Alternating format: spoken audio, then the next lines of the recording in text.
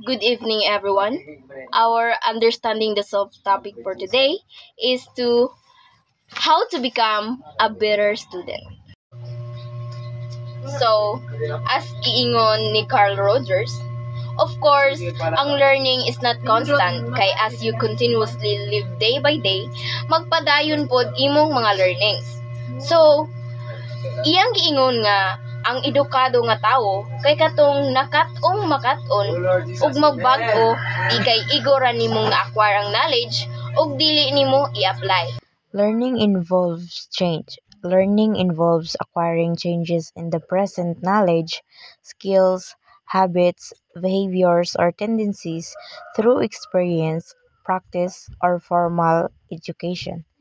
It is the acquisition of knowledge, skills, and attitudes through experience.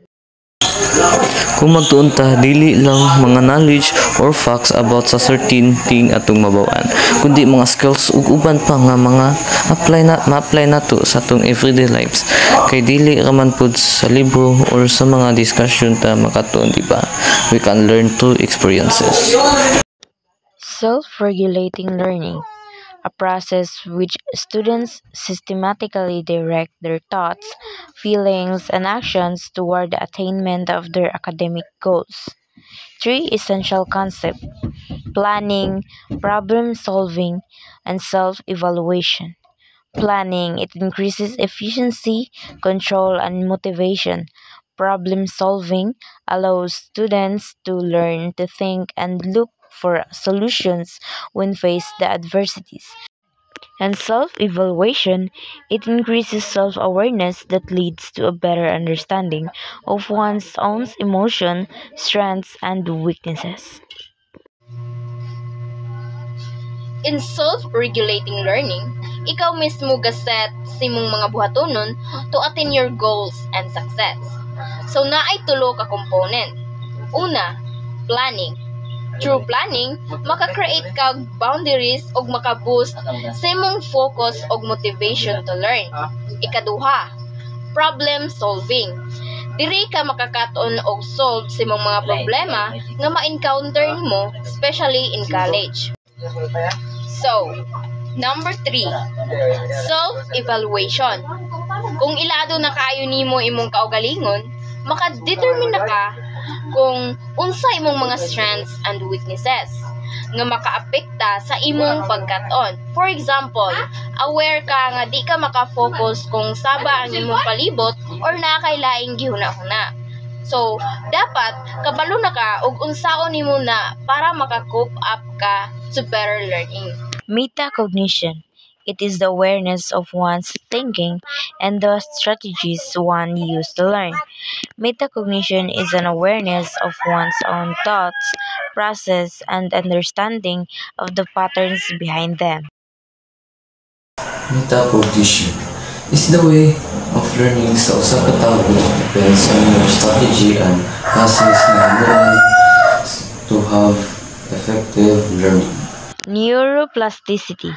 It is the ability of the brain to change throughout one's life. Naay duha ka way nga ma-change ang brain. Una, kung ma-fill ang gaps sa imong neurons nga ma-activate ang structures ani ug mo-improve imong learning capacity. Ikaduha, ma-change pud imong brain through your habits. Like, pareha sa imong tinulugan kung dugay ba ka matulog or dili, sa imong mga ginakaon, o makadamage ba siya or dili sa imong mga neurons. Cerebral cortex is packed with neurons and is responsible for the most sophisticated information processing in the brain. And it is divided into 4 lobes: the frontal, parietal, temporal, and occipital. Ang mahinungdan nga makakung tao na divide ni sa upat ka lobes. Una, ang frontal lobe. Ikaduha, parietal lobe, ang ikatulo, temporal lobe, ang last is occipital lobe. Kabantay mo sa mo present ang 5 senses nato sa mga function 50 lobes. So here are the characteristics of learning.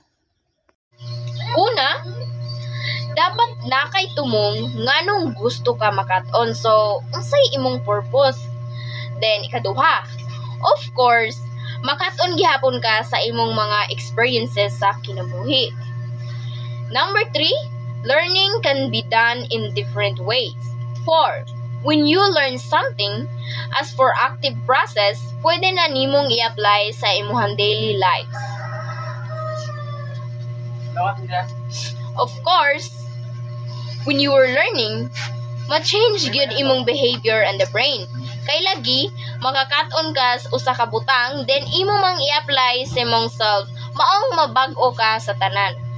As college, you have to be a better student kay dili hamani parehas high school nang madala pa flowbox ang kada diri sa college dapat kang manikamot ng makakat-on for you to not fail.